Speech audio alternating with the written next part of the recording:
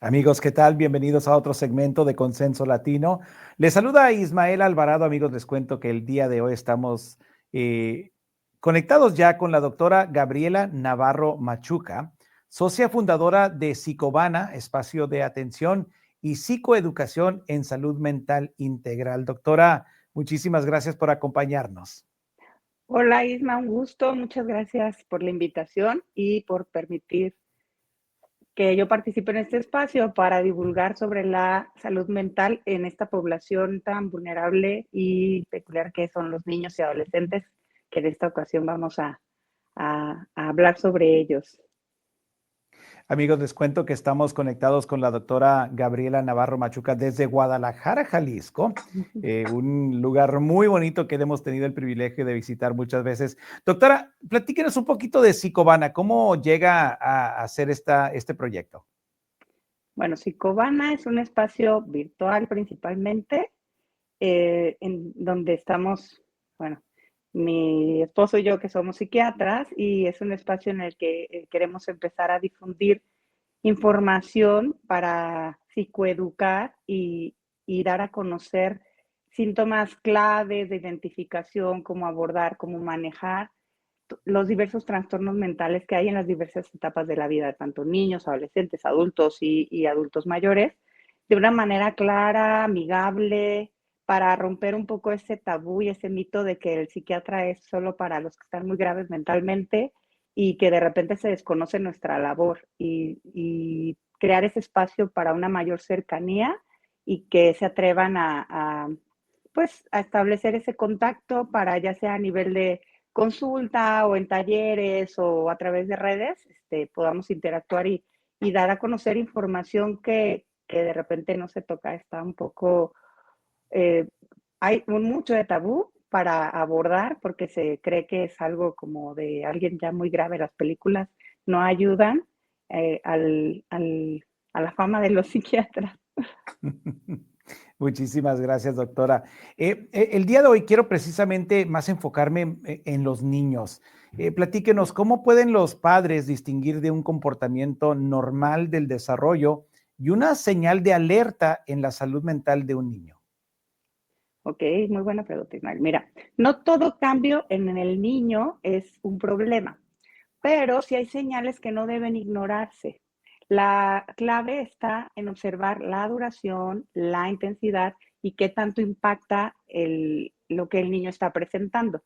Algo que tenemos que tener como foco rojo a observar son cambios en la conducta dentro de sus emociones. Si el niño está muy triste, que en particular los niños y adolescentes no manifiestan la tristeza como un adulto el que se enoja, o sea, bueno, más bien que se pone triste, que se aísla, que se repliega. Los niños y adolescentes más bien lo manifiestan en su conducta con irritabilidad. Muchas veces el enojo es la manifestación de tristeza, no precisamente como estamos acostumbrados a ver a alguien triste. Entonces ese es un poco rojo, que un niño esté constantemente irritable, con cambios de humor. Es eso, además de otras cosas como perder el interés por cosas que usualmente le atraían y que le daban satisfacción, y ya no por solo por el cambio de etapa en la edad, sino porque algo que sería propio para su edad, que él le gustaba convivir, salir, estar con amigos, incluso dejan de disfrutar la compañía o no sé, hasta escuchar música.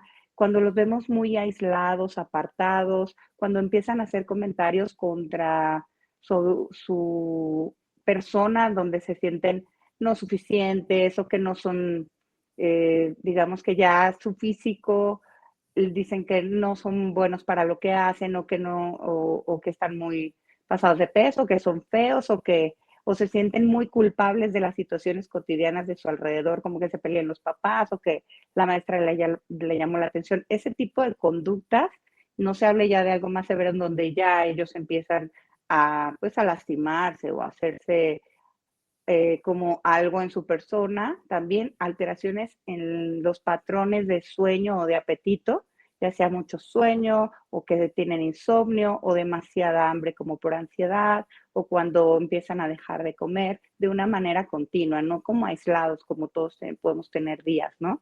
o Ujú. que son muy ansiosos y eso se manifiesta en preocupaciones excesivas para un niño de su edad, que tú dices, un niño que le preocupa, pues se preocupa demasiado por el desempeño escolar, si por su mamá algo le pasó, si tarda en llegar, si ya dijo algo por lo que van a discutir los papás, o porque es una carga y es un gasto, o por cosas de la naturaleza, que si la tormenta, que si se va a acabar el mundo, y esas preocupaciones excesivas en un niño pueden ser parte de una etapa, pero si son persistentes, sí es de poner atención. Y bueno, pues también el sospechar de que está, no sé, consumiendo algo ya en la adolescencia también es algo de foco rojo. Estos serían como síntomas a grosso modo para identificar algún problema emocional, ya sea depresivo, ansioso, que suelen ser los más comunes. Muy bien, doctora. Y estas alertas a veces las descartamos como simplemente decimos, es porque está creciendo, está pasando un crecimiento y son, la verdad, son unas banderitas que debemos de poner mucha atención. Doctora, platíquenos, ¿cuáles son los problemas de salud mental más frecuente en la infancia actualmente y por qué los vemos cada vez a edades más tempranas? Ok, mira, pues ya con estos síntomas en los que me enfoqué, podemos un poco intuir que parte de los problemas que son más frecuentes en la actualidad son la cuestión depresiva, la ansiedad y problemas de atención, que ahorita también podríamos decir que está de moda, pero más que estar de moda, se identifica más. Y también el entorno, que ahorita vamos a hablar más adelante, no favorece al desarrollo como adecuado de los procesos de atención, alteraciones del sueño y dificultades para regular sus emociones. Esos serían como los problemas más frecuentes que se ven en la actualidad y que tienen que ver para que aumenten, pues están últimamente a la alza porque están apareciendo para los niños, están viviendo en un entorno más demandante, con más exceso de estímulos, hay menos juego libre. Tú y yo, Ismael, recordamos que en nuestra infancia nos dejaban salir a la calle y en vez de decir deja ese aparato era ya métete. Y pues eso implicaba pues estar en contacto con mis iguales, interactuar, salir de casa, espacio con la naturaleza para poder crear. Y es algo que ahorita, pues lamentablemente la seguridad y la infraestructura de donde habitamos ya no nos lo permite. Están más aislados, encerrados con los dispositivos, hay más presión académica, por lo mismo el niño se le satura más de actividades y el papá y mamá suelen trabajar más, cosa que antes mamá estaba más en casa y también pasa más tiempo solo, con menos supervisión, donde él solo tiene que gestionar todo lo que está sintiendo, viviendo, ¿sí? Y de repente eso también dificulta el que pues, que me vea cara a cara con personas y aprenda esas habilidades sociales. eh, y pues eso yo creo que es uno de los factores que ha favorecido a que este tipo de problemas estén en aumento actualmente. Doctora, usted mencionó los dispositivos. Hoy en día, a mí me gusta decir que los niños prácticamente nacen con un dispositivo en mano, pero platíquenos, Claro. ¿qué impacto tiene el uso excesivo de pantallas y dispositivos electrónicos en la salud mental y emocional de los niños? Bueno, mira, la tecnología no la tenemos que ver como enemiga, o sea, es parte de nuestro proceso. En nuestra época, los papás decían que la caja idiotizadora, la televisión que no nos dejaba, pero ahí aprendíamos pues muchas cosas y ahora la cosa es que ya no vemos algo en común todos a distancia en donde pasa el papá y ve que ves, ya estás en tu individualidad y estás en un espacio muy íntimo en donde en realidad pareciera que estás más aislado, pero estás más en contacto que antes teníamos nosotros con el mundo entero a través de esa vía. Entonces, aquí el problema, y es algo con lo que tú bien dices, ya nacen y casi casi lo primero que aprende el bebé es a desbloquear el teléfono, ¿no? Y te sorprende porque no ha llegado ni al año. Pero es algo que con lo que sí tienen que crecer y es parte de su aprendizaje y cómo ya ellos empiezan a socializar y no hay que como tal prohibirlo. El problema son los excesos y la no supervisión. Entonces, lo que hay que detectar es más bien enseñarles a usarlo. Es como cuando un niño empieza a caminar, para que no se caiga, no le vas a impedir que camine, más bien lo vas a acompañar, lo vas a guiar, le vas a permitir según su desarrollo, si sube escalera le da la manita o ya está más grande y lo deja subir solo. Entonces es lo mismo con un dispositivo. Tú tienes que regularle tiempo, regularle qué ve, qué no ve, pero es clave, uno, comunicarte con ellos, sí establecer horarios, ser flexible y ser flexible de qué forma.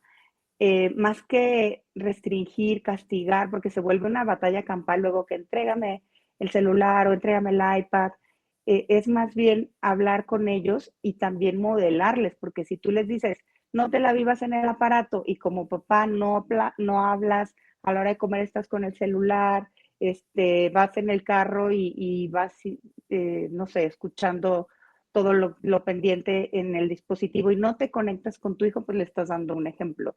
Entonces, más bien modelarle y cómo enseñarle que es un apoyo, pero no es la única forma de comunicarnos con el mundo y, y que las pantallas son una ayuda, pero cuando llegan a hacer algo que sin ella no puedes estar o sin el celular no puedes estar, también un poco restringir y modular para que tenga ese contacto y tolerancia a la espera que ya no se tiene, porque en un clic, incluso cuando ahorita que me estaba conflictuando conectarme, para mí el que dé 3 vueltas el circulito ya es exasperante, entonces algo está pasando porque ya no tenemos esa paciencia para ir como antes a buscar, esperar un programa de televisión y los anuncios y darle vuelta al cassette y regresarlo. Ya todo lo queremos en un instante y eso sí ha generado una mayor intolerancia a la espera y no es solo cuestión de conducta, también es un tema neurológico en donde ya el cerebro se está acostumbrando a la gratificación y a obtener lo que busco de forma inmediata.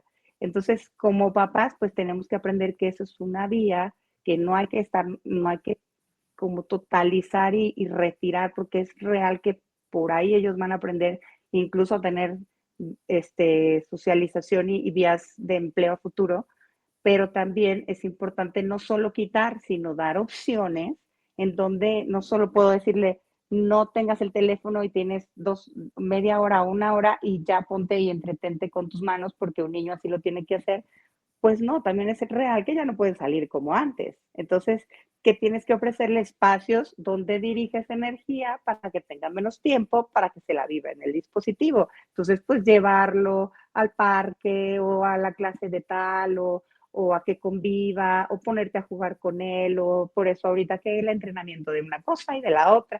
La verdad es que también eso pues no lo ha propiciado el que ya no se pueden por ellos mismos pues generar ese tipo de interacción. Entonces tú se los tienes que propiciar y no puedes no darle ese espacio eh, y tampoco privarle el otro, porque entonces también se va a aislar un poco del mundo. No sé si me explique, o sea, ni muy, muy, ni tan, tan, y poner el ejemplo. Ajá. Amigos, les recuerdo que estamos el día de hoy platicando con la doctora Gabriela Navarro Machuca desde Guadalajara, Jalisco, sobre un tema pues muy importante, especialmente hoy en día, como lo hemos mencionado, los niños prácticamente nacen con un dispositivo, la atención está muchas veces enfocada y también nosotros como padres, cuando estamos haciendo alguna tarea, para entretenerlos es muy fácil darles Exacto. esa tableta, ese teléfono. Pero díganos, doctora, para finalizar, ¿qué acciones cotidianas ayudan a proteger la salud mental de los niños desde casa? Ok, pues es importante lo que les decía, los límites no dañan, protegen. De repente es como cuando estamos en un crucero que antes no tenía semáforo y, y de repente nos ponen un semáforo, pues todo el mundo protesta, ¿no? Pero la verdad es que cuando está un crucero ya te habitúas a ese orden externo y te lo quitan, genera mucha angustia, ya no sabes si atravesar o no, si me van a chocar. Entonces, ese tipo de situaciones, los límites de repente a los papás les cuesta trabajo hasta dónde y hasta dónde no. Los límites, aunque se enojen, no vamos a esperar que un niño esté siempre contento, de que mi mamá me pone límites y me quita las cosas. No, si no le va a gustar. Tampoco me voy a pelear, pues ahora sí que no voy a salirme del chongo con él por eso, pero sí dialogar y sobre todo, digamos, no se trata de prohibir, sino enseñar, poner límites y dedicarles tiempo de calidad. Y eso es de contacto real, de interacción, de hablar, y muchas veces queremos que el niño se adecue a lo que yo quiero y a mi estilo en cómo yo quiero compartir y convivir con él. A fuerzas quiero que se siente a jugar, no sé, maratón o el juego de mesa o no es así, más bien tú tienes que entrar a su mundo para poder conectar con tu hijo Ujú, y meterte a lo que le interesa, aunque a ti te pueda parecer un poco aburrido o como que absurdo, sin hacer la crítica, validar lo que él siente. Mira, entiendo que estás enojada, entiendo que no te gusta, o oye,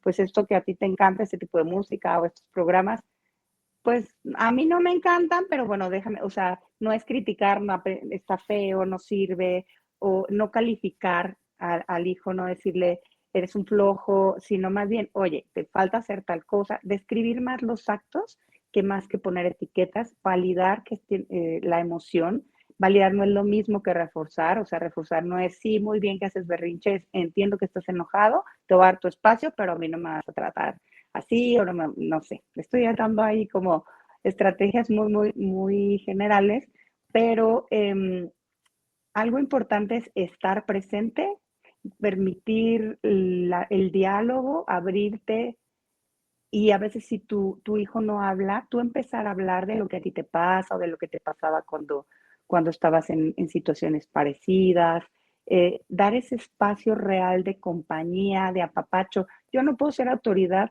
de un chico si solo lo reprendo, porque llega un momento en que ya no tengo nada que perder, ya está enojado y ya no solo me dice que me falta y que hago mal. Si yo logro conectar, apapacharlo, dar, inspirarlo, quererlo, le va a pesar y voy a poder poner límites porque tiene algo que perder, ¿no? Entonces es ujú. como un jefe que solo nos regaña, pues llega un momento que no lo, ya lo ignoramos, pero si alguien nos motiva, nos ayuda, nos enseña, nos inspira cuando se enoja, pues claro que vamos a ponernos firmes, ¿no? Y así como preocupados de... Entonces, para ser autoridad, primero hay que estar presente, hay que, hay que interactuar, hay que, si mi estilo no es apapachar, pues jugar juntos, meterme un poco incluso al dispositivo, a ver, vamos a conectarnos en el famoso Roblox o Minecraft, no sé, y cómo se juega y vamos a construir. Y así hay manera de que el niño te permita más el límite de, oye, no, ya es hora, ¿no? O sea, cuando ve que tú eres parte de su mundo. Entonces, si se siente escuchado y permitirle espacios donde interactúe con sus iguales, ¿no? Lo ideal sería Ujú. espacios físicos, propiciárselos y si no también a través de las redes con mucha supervisión y vigilancia y diciéndole que tú vas a estar al pendiente, que vas a tener sus contraseñas, que vas a poder, si observas algo que te preocupa, monitorizar, ellos lo entienden y lo acaban como aceptando si lo sabemos hacer de una manera, pues no sé, como empática, amorosa, qué sé Ujú. decir mucho en poco tiempo, espero haber dado muchos tips que se puedan aprovechar, no sé si tengas alguna duda. Sí. Doctora, y precisamente también quiero platicar un poco sobre las redes sociales. Ujú, En mi infancia obviamente no existían las redes sociales. Lo que sí existía y aún sigue todavía es el bullying. En mi tiempo, ¿verdad? En mi infancia era como quien dice de persona a persona. Hoy en día con ujú. tanta tecnología y con tantas plataformas a las cuales algunos niños tienen cuentas, no necesariamente tienen que estar en persona para hacer bullying. ¿Cómo afecta eso a los niños? Y esto es parte de una de las alertas de las que nos platicó. Sí, bueno, es que cuando tú empiezas a ver que tu hijo empieza a tener cambios de humor, está irritable, intolerante, algo anda mal, si no en la relación contigo y si ves que todo está bien, entonces sí tienes que buscar con sus iguales y si no te vas a ese, o sea, sus iguales escuela y ambientes con los que sí está presente y si no te vas a buscar a esta otra herramienta en donde puede estarse conectando con no sabemos quién, ¿no? Entonces, ¿y qué está recibiendo? De repente no es lo mejor ser intrusivo y más ya con un adolescente o alguien que está creciendo, pero sí cuando no te da información y no te da por dónde, uno sí tiene que brincar esa barrera como papá y protector y ir a buscar qué está pasando, a ver si por ahí no está recibiendo críticas, información de peligro y de riesgo. O sea, pero el bullying siempre ha existido. Ahorita sí somos como pues, los Los niños sí son más sensibles porque también la interacción ha cambiado entre ellos, y también los papás de repente estamos más sobreprotectores, más que enseñarle a cómo defenderse o cómo no engancharse. eh, Estamos más bien queriéndoles evitar la situación, ¿no? Y también no los vamos a aislar y a estarles quitando siempre las redes, es más bien, a ver, entrar y decir, oye, yo vi esto, de repente los traen a terapia y no le diga por favor que le investigue, no, le tienes que decir tú que investigaste porque estabas preocupado y él va a aceptar si es desde la protección y el amor, o sea, no es nada más porque quieres violar su privacidad, ¿no? Pero con un objetivo de encontrar algo que te preocupa y ver cómo le puedes ayudar. Entonces no se Ujú. vale así como echarle al profesional todo de yo averigüé, pero no vamos a hablar del tema. A los papás de repente les da mucho miedo. Entonces, yo creo que sí es un tema a hablar, a poner ejemplos con terceros, a decirles si yo en algún momento yo te veo que te aíslas, que estás irritable, que no puedes estar y te angustias de que yo vaya a entrar a tu dispositivo y me das señales que me hacen no sentirme tranquila, pues yo con más razón, o tranquilo, yo con más razón voy a hacer lo que corresponda para protegerte, ¿no? Es como, es que un Mm, dispositivo es como dejar la puerta abierta de tu casa, ¿no? Es como sí, decir, sí. vamos a dormir y tú deja la puerta abierta, el portón abierto y que pase quien quiera. Pues no es así, a tu familia la proteges, cierras, haces lo que le toque hacer, pones alarma, fallas, etcétera, pues lo mismo tienes que hacer con Muy este bien. tipo de vías. Doctora, aquí es donde digo bendita tecnología y bendito el hecho de que tenemos acceso a plataformas. Usted se encuentra en Guadalajara, pero a pesar de que Exacto. nosotros estamos en Estados Unidos, podemos comunicarnos con usted. ¿Cómo la gente puede encontrar más información? O sea, en redes sociales, ¿dónde les encontramos? ¿Dónde tiene una página web que la gente puede buscar más información? Bueno, ahora sí que es un proyecto que está arrancando, pero bueno, tenemos la página web que está como formándose ahí, estructurándose. Vamos a ya empezar a invertir en los expertos porque uno empieza con lo que uno sabe, pero también nos tenemos que apoyar de los expertos para, en esta página, bueno, pueden ver los profesionales, los psiquiatras ahorita que esperemos que suben después más nuestra formación, ¿dónde nos pueden encontrar? Pueden tener consultas en línea en los números, pero en esa página tienen nuestro currículum, tienen nuestro contacto, y bueno, ya se irá nutriendo a través de las ligas de las redes sociales, donde ya estamos justo en enero, arrancamos ya con el primer como video de cómo diferenciar si mi tristeza es depresión, y enseguida vendrá el origen y cómo detectar, y talleres para saber cómo identificar qué tipo de depresión tengo, cómo abordarla, en qué grados tengo que acudir con qué profesional, después con los trastornos de ansiedad. Es el proyecto para arrancar este año, que agradezco mucho esta plataforma o sea, esta vía, este canal que ustedes tienen a bien eh, transmitir para, pues a la par de mi arranque, impulsarlo y bueno, espero yo no ser la única, que haya muchos profesionales que sí los hay, que aprovechemos estas vías que están, por un lado, tienen muchos riesgos, pero también nos dan muchas bondades para cortar distancias.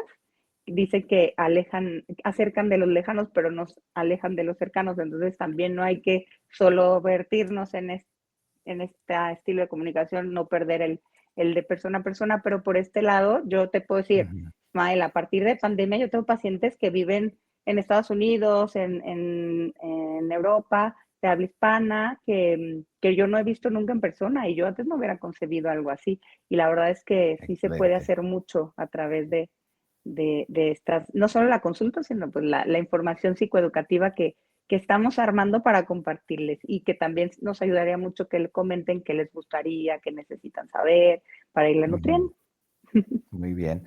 Ahorita Doctora, creo no que está usted y muy yo, bonita, pero va a estar mejor. Ahí lo están compartiendo. Yo digo, caray, está muy básica. Pero bueno, ya está, ya estaremos sí, creciendo y sí. nutriendo. Muy bien, muy bien. Creo que podemos platicar todo el día, doctora. sobre la salud mental, que es un tema a veces muy tabú, pero será en otra ocasión porque sí nos interesa platicar de nuevo con usted. Muchísimas gracias por su tiempo. No, pues de qué, gracias por la invitación. Y bueno, yo estoy abierta con cualquier otro tema que sea del interés en relación a la salud mental. Y pues muchas gracias por el espacio y bueno, pues un abrazo desde Guadalajara, que tienes un afecto especial por esta tierra, ya me platicaste y cuando gustes por acá nos vemos. Gracias, doctora. Hasta luego.